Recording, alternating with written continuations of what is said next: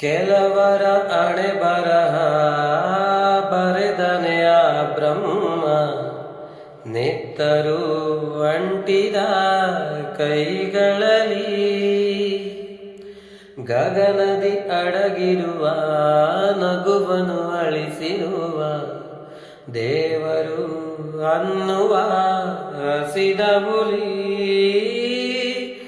ಸುಟ್ಟಿದೆ ಬಾಳ ಬೇರು, ಕಾಯೋರು ಇನ್ನು ಯಾರು?